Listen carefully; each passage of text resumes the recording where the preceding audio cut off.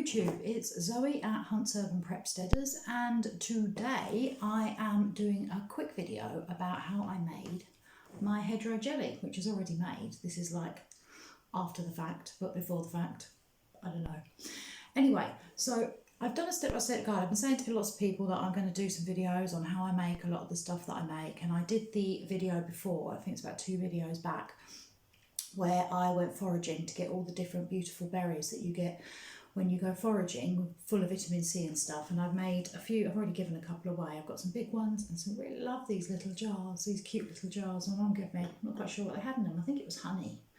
Anyway, so I've made these lovely hedgerow jelly. Now I have to apologise before I've even started, is that my filming is not fantastic.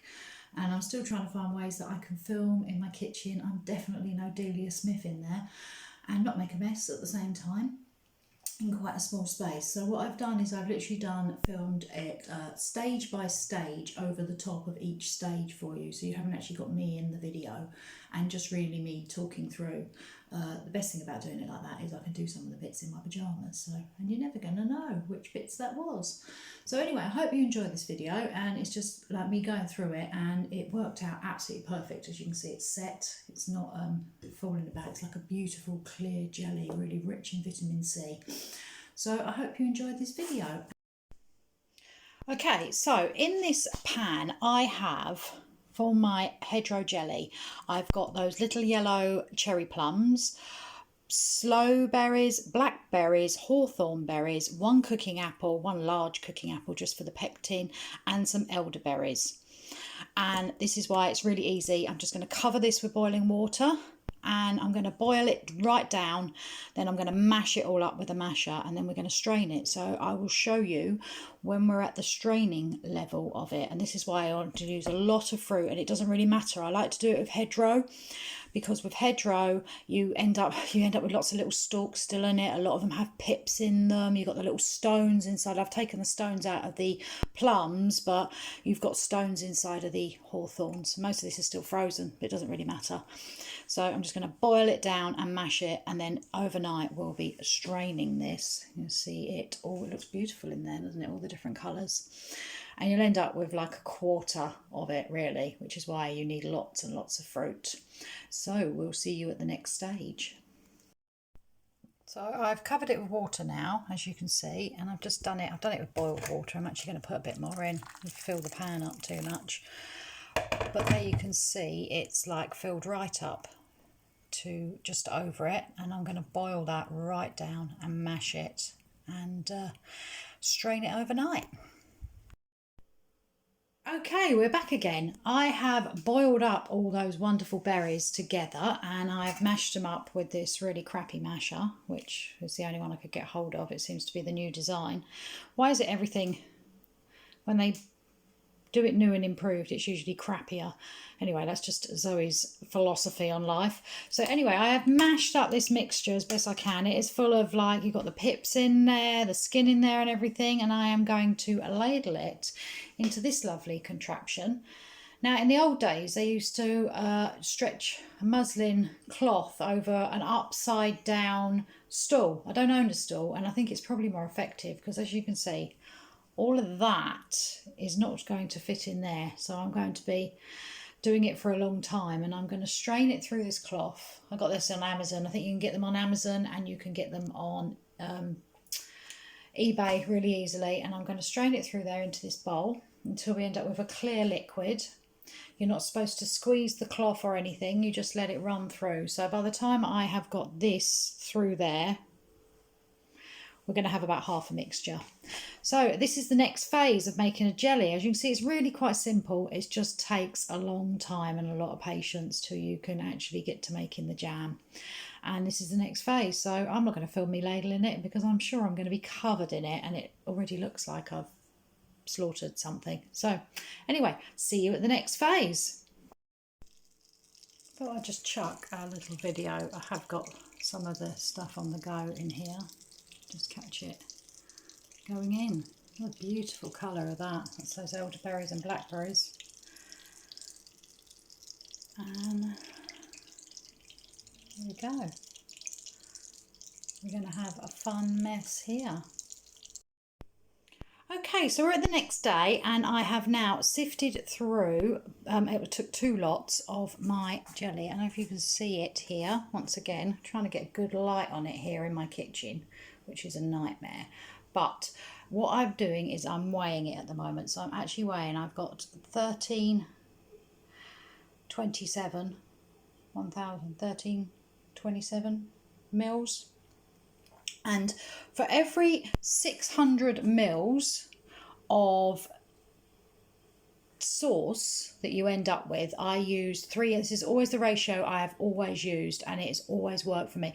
Some say more, some recipes say more, some say less, but every jam and every jelly I use, I always use this ratio. And I'm saying now I'm having success. I'm probably going to get to the end of this and it's going to be a disaster, but anyway, you use 350 grams of sugar. So I'm at 1327, so I'm going to use about, I wouldn't say what, 350, 700. I'm probably going to go about 750, 775 in that, and we'll see how we go. So we'll see you as this is boiling away, and I've put the sugar in. So this is the next bit. Okay, so we're back at the final phase. I hope you can see it because it's now the next evening from when I started. And I know it seems like it's like a lot of stuff, but so it's kind of like passive energy. So it's you're sort of doing one bit and leaving it, doing another bit and just leaving it. And now this is like the main bit. So what I've got here is I've got my lovely juice. Look at that. Beautiful. Looks like I've cut someone's throat. Wonderful. Oh, try and get the camera straight. And I have got my sugar here, and this has just been slowly warmed, and I'm going to get it on a simmer. Pour the sugar in, which is really easy to do with one hand. And you're going to stir the sugar in, and you're just going to keep it on the heat, stirring the sugar until you can feel there's no crystally bits left in it and it's all dissolved. And then you're going to whack, I'm going to whack the heat up onto full high and boil it really heavily until it's ready to set. Now you can get thermometers and things that show you how to do this. I don't use any of that. Since my first time of making jam, I noticed there's quite a change in the liquid when it's ready to start setting. I've got a plate in the fridge, nice and cool, ready to start testing it, and I'll show you at that stage what it's like. And it's really just bubbling it away until it's ready. Now, jam has a mind of its own. Jams and jellies really do have a mind of its own. It's like a chemistry. When it's ready, it's ready. Now, it can go from 15 minutes to 50 minutes, but really if you've got to an hour and it's not setting, then you're going to need to put some pectin in. If you've got a couple of cooking apples in there, or a high pectin fruit like plums, which I've got, hawthorns, which I've got, you shouldn't have any problems at all. But jam has a mind of its own. It really does. It just when it's ready, it's ready. So I'm going to get this bit going, I'm going to get it bubbling, and I'm going to bring you back to it when it is close to being ready to show you it finished, because it really is just a simple thing now of that sugar's not ready yet, sugar's not quite dissolved yet. I'll let it bubble away and simmer for about 10 minutes before I whack it up. And also I've got the lids of my jars just bubbling away in here. I never put my lids in the oven. And I'm going to put my jars, which I've got all here, if you can see them. I'll get a little back thing. They're of probably too many jars, but I always do more than I need. They're going to go in the oven and just slowly sterilise. They are washed warm soapy water, rinsed in hot water, and then going in the oven. Now, if you own a water bath, you could water bath them. I do own a water bath, but it's the size of my oven.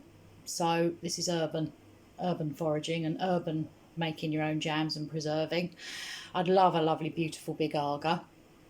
And also with mine, if you notice with my cooker, I've only got this glass top cooker, so I don't reach a high heat, and my jams always take a bit longer to do. And the same with my water bath, and getting a rolling heat is always quite fun. But I still manage to do it, and I can still get it to work. So at the moment with jams, I'm going to put them in the oven, and then the jars should be, if you pour the hot jam into the jars and put the lid straight on, They should seal absolutely fine and be fine for a year, at least a year.